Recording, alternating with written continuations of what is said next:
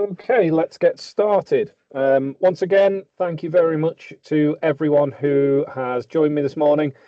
Most of you will have joined one of these before or certainly seen the recordings, hopefully. So you'll know that these tutorials are designed to be sort of educational. I try and keep them as short as I can, hopefully around half an hour. Today's maybe a little bit shorter than that. There will be some very, very basic stuff that I go through. But there may just be one or two things that each person can pick up and maybe learn a little bit more about ClubV1, and that's the whole point of these sessions. Okay, so in terms of what I want to go through today, I'm going to go through how many users you can have, and this is administration users, okay?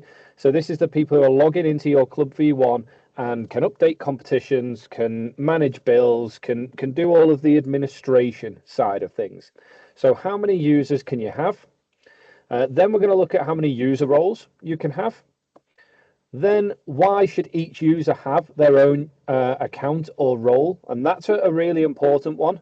Then we'll look at how we set up user permissions and what options you have. And then finally, we'll look at MFA and what is that and how can you disable it if you want to. Okay, so let's start with how many users can you have? And that is totally dependent on which level of ClubV1 you're using. So if you are on select or entry, you can have 2 administration users. If you are on ClubV1 management, you can have up to 5 administration users. If you're on ClubV1 Premium or ClubV1 Ultimate, you can have unlimited ClubV1 users, okay? Select, entry and management clubs can add additional users for £130 plus VAT per year. So if 2 isn't quite enough, but you don't need 5, so you don't need to upgrade to management, then you can just upgrade to an additional user for another £130 plus VAT per year. Okay, obviously Premium and Ultimate don't need to add any additional licenses as you are unlimited. How many user roles can you have? So we're going to come more to user roles in a little bit and to see exactly what they are. We know that a lot of clubs don't necessarily use them at the moment, but in my opinion, they're very, very important and they're a very powerful part of the system. So all product levels can have as many user roles as you need. Okay, so yes, you might only have 2 users, but you can set up as many user roles as you need. Okay, and as I say there, my advice has always been that every user should have their own user role. And that's really important from a security point of view. Okay, so let me skip to the next page and then answer the question as to why should each user have their own account or role. So I don't believe that users should share username and password. I think if each user has their own account and their own role, then that allows each user to have their own bespoke access level. So it means they can do exactly what they need to do and not be able to do what they don't need to be able to do. Okay, so you may have 2 people on a committee. So let's say the competitions committee, who may help run competitions, but person A, that's all they do. They run the competitions. Person B is able to update your website, for example, if you use a website through ClubV1. Now, to update the website from a standard, the 5 users that we set up, to update the website, you need to be a system admin. And clearly, you don't want someone who's on the competitions committee and you don't want them to be able to access finances, but you do want them to be able to access the website. So we'll look at that in a bit more detail, but it's very important, rather than just having a competitions committee access, that each person within that committee has their own access. Sharing a username and password is dangerous, particularly when people leave, because you then either have to change that username and password so that they then can't get in. If they have their own user, you can simply delete that user very easily and remove the access where necessary. Okay, so that's why it's really important. Rather than changing the username and password every time someone leaves a committee so they can't access it anymore, they have their own. The other side of that is if everyone has their own, then you know who's doing what within the system. Okay. So if you have one user that is used by the whole committee and something goes wrong, they do something they shouldn't, you're not going to know who did that. Okay. So if a password is known to a committee, you don't know if they're going to pass that username and password on to one of their friends.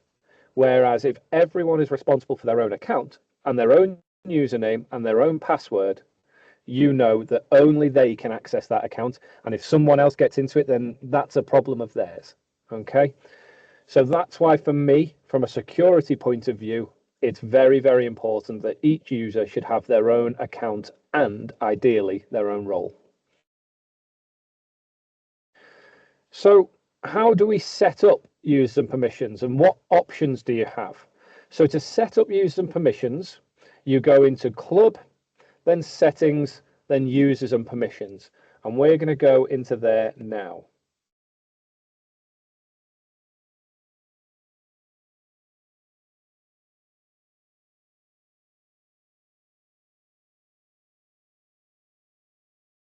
Log into my ClubV1.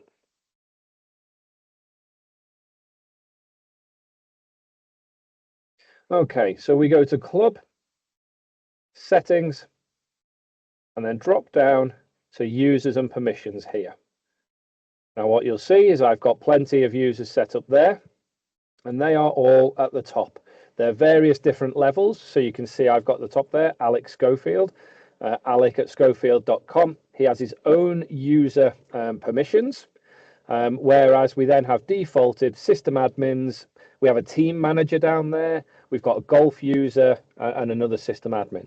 So these 5 here, system admin, golf admin, membership admin, golf user, and membership user are all predefined user roles. Okay, so they are what we have decided, and traditionally back in the day, they were the only 5 users you could have.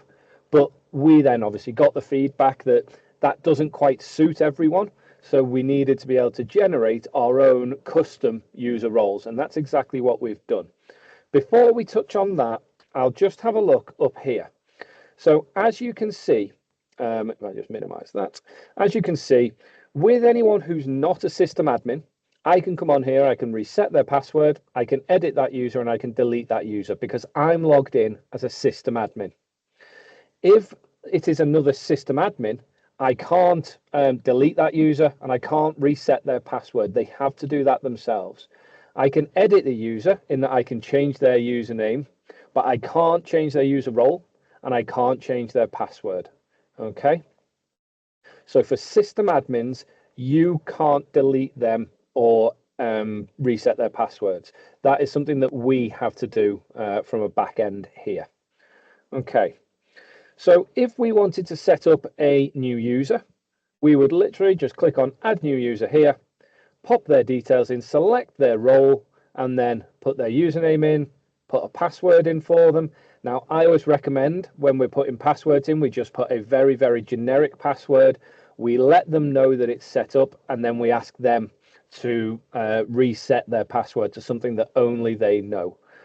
I would rather not have, if I was a golf club manager, I'd rather not have them say, oh, can you set me up with this and this password? Because then I know their password and I don't want to know that. Okay. So set them up with something as simple as what I normally do when I'm setting up users for people. I put in password with a capital P, number 1 at the end, and say, you now need to go and change that username and password. Okay. We shouldn't be putting other people's passwords in from a security point of view. Mobile number you can put in if you want to. Position, again, you can put that in, and we've got some basic stuff there in terms of positions. Before we do that, though, we're going to look at now permissions and user roles. So as I say, these are the 5 standard user roles that we've got. System admin allows you to do everything. Okay, you can access every part of your ClubV1, and you can manage that accordingly.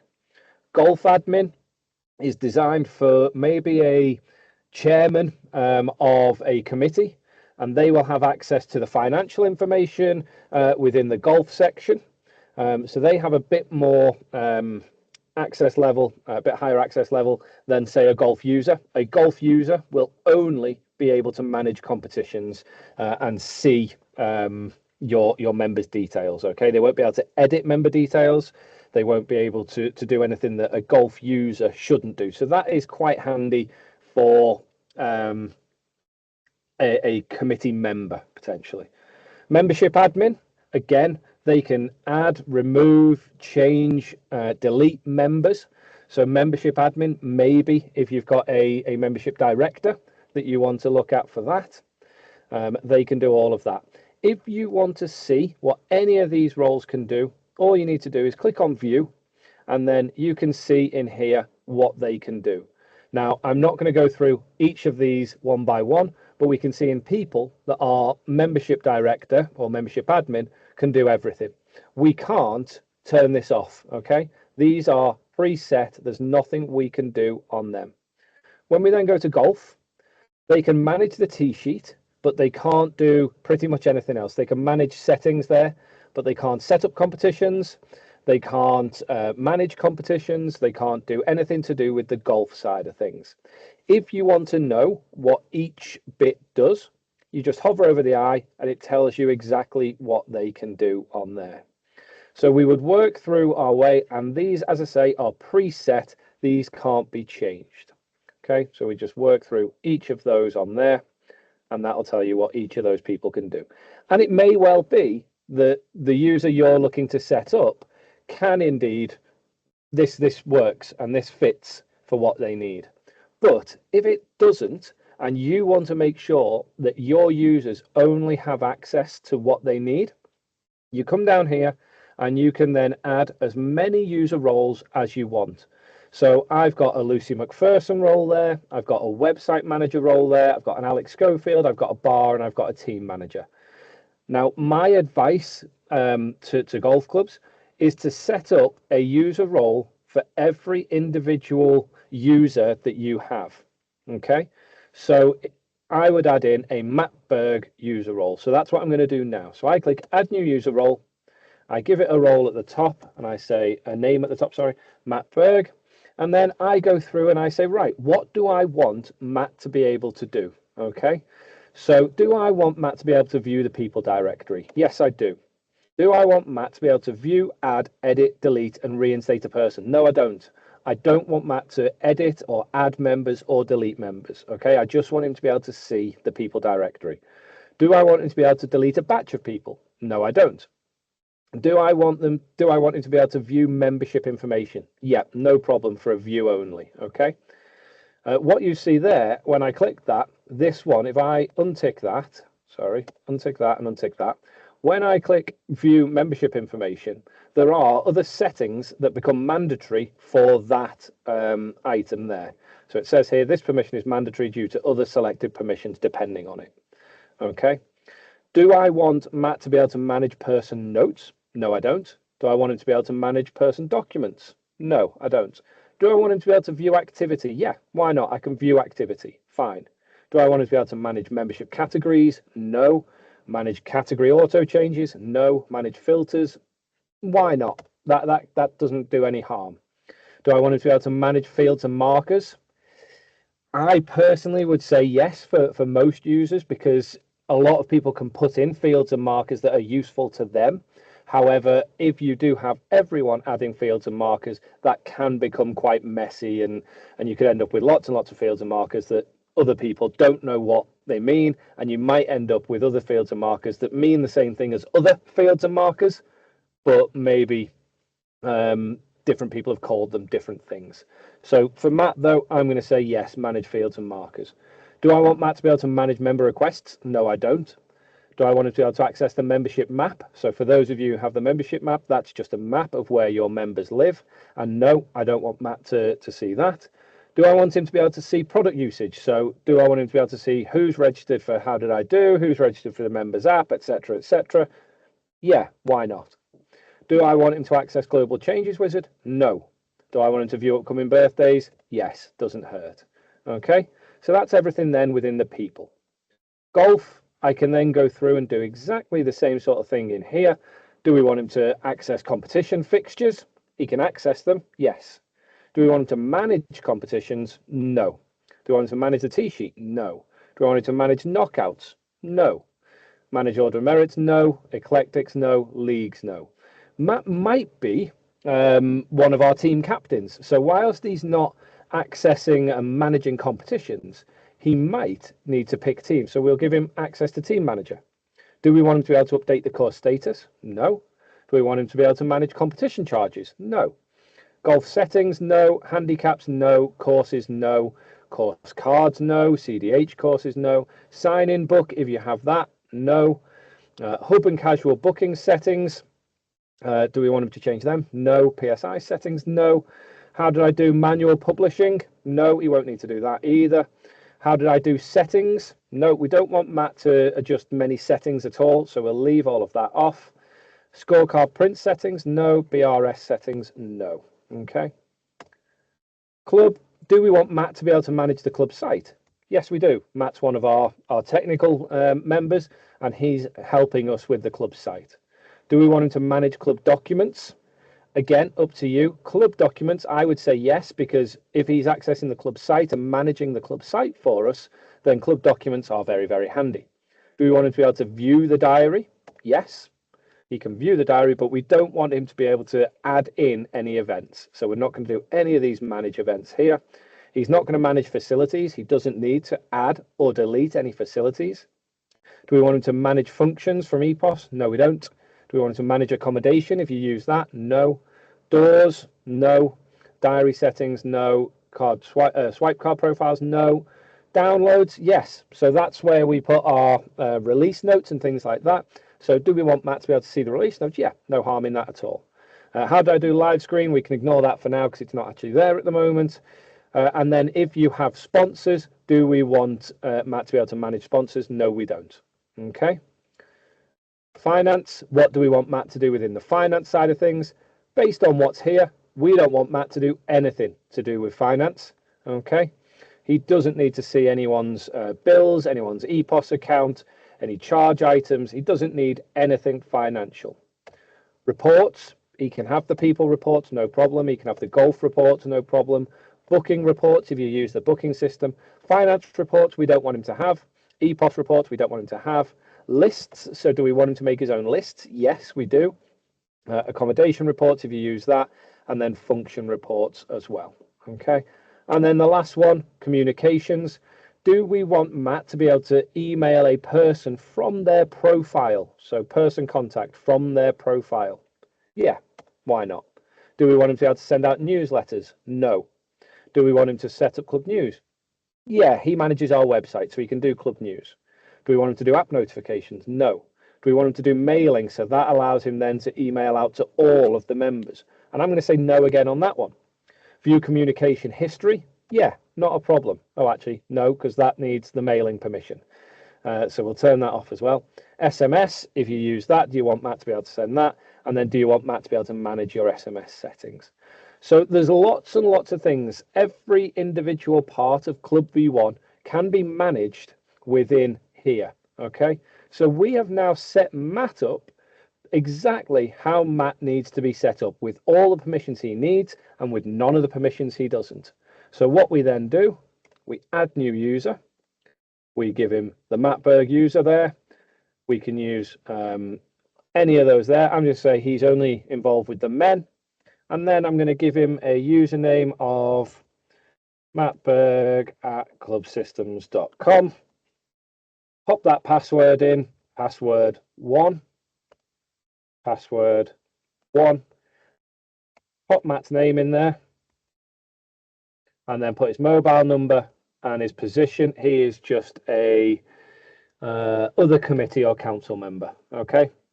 Now, I'll come back to the multi-factor authentication in a minute, but I now click save, and Matt can then go and log into the system.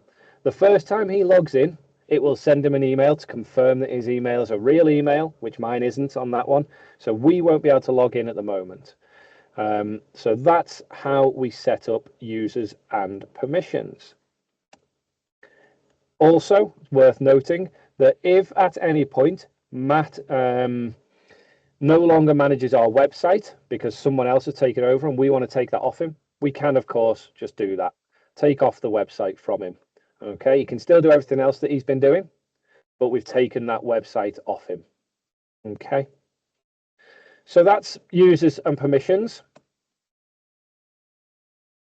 So what is MFA and how can you disable it? So MFA, most of you will know, is multi-factor authentication. It was earlier this year or maybe last year, we introduced MFA for all users within ClubV1. Okay, it's an added layer of security to protect your data. As ClubV1 grows and we add more and more functionality into ClubV1, there is more and more data being stored in it, and therefore your data is so important that it's protected properly. Okay.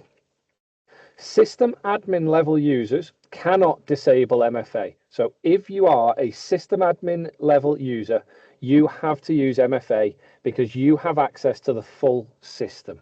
Okay. Other users, so any of the other users, your membership admin, golf admin, membership user, golf user, or any bespoke user can have MFA disabled, but you have to accept the risks involved. So if I jump back into here and I go to mattberg@clubsystems.com, edit user, at the bottom here, as we saw before, I can disable multi-factor authentication. Now that flashes up with a message here, and I will let you read that in your own time. I won't read it out for you. So I'll just give you a few seconds to read that for those of you who aren't aware.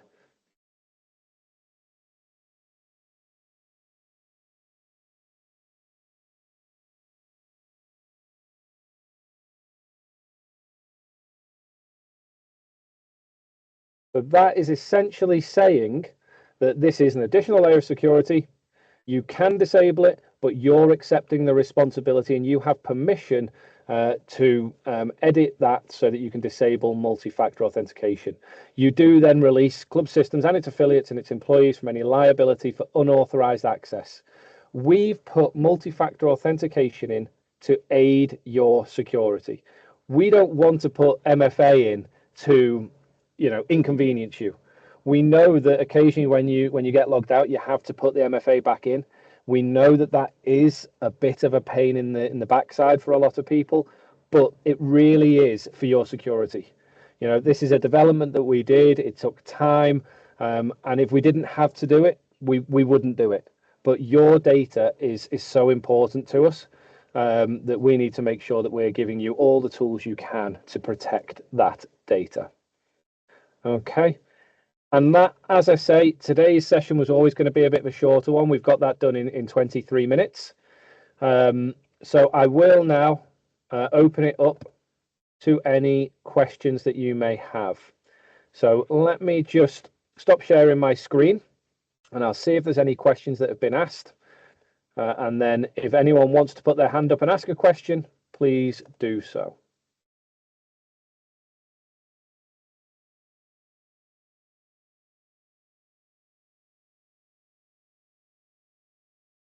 There's nothing in the chat there, and there's nothing in the Q&A at the moment either. There's a hand up from Greta, so let me just allow you, Greta, to allow your mic, and I'll allow your camera if you want to. Obviously, no obligation to do so if you don't want to. So, Greta, you can now unmute yourself and ask your question if you want to.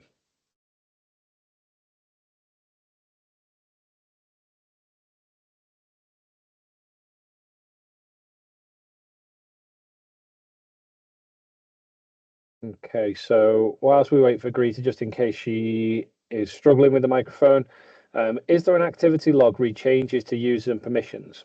So if I share my screen again,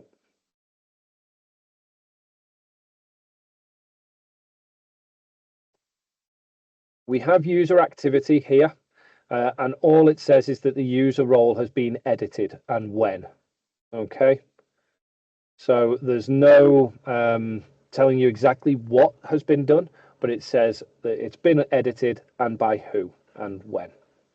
Okay, so hopefully that answers your question, Carol. Greta, we'll go back to you if you. There you go. Right. Just regarding GDPR, I saw something flash up regarding GDPR. How are we covered? Because that's a question we get asked quite a lot. How are we protecting our members' information on the system? Well, you should be using those use them permissions.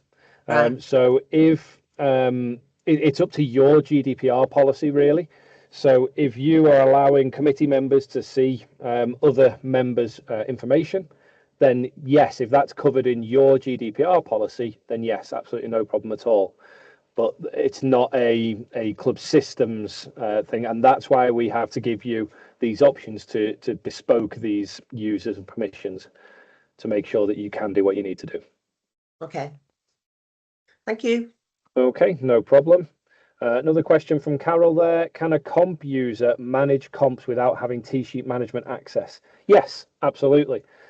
So that would be allowing them to manage competitions, but not manage your T-sheet. Okay.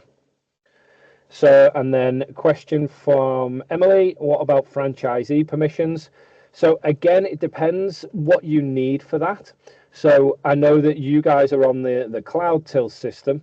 So depending on what access you need, that would be done within the till side of things rather than ClubV1. Within ClubV1, your franchisee may need to be able to view the diary. You may want them to add in functions and events and things like that. But franchisee permissions, again, is purely controlled from those user permissions in there or within the EPOS system.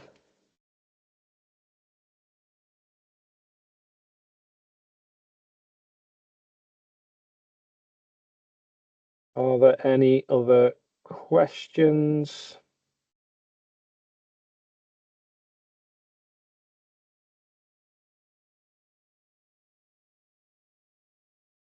No, there doesn't seem to be any more questions. So I will thank you all for your time. This is the last one of these webinars of the year. Next week, I am doing another webinar on how did I do, but that has been sent out to the main contacts at each golf club. So if you haven't received that this morning, please speak to the club manager or the main contact at your golf club. And if you want to join the webinar next week on how did I do, if you've got any questions on that, please do so. But otherwise, I will thank you once again for joining these. I hope you found them useful this year. They will restart in the new year. I just need to decide on what the topics will be. And I wish you and your golf clubs a very happy Christmas and New Year. Thank you very much, everyone. Bye-bye.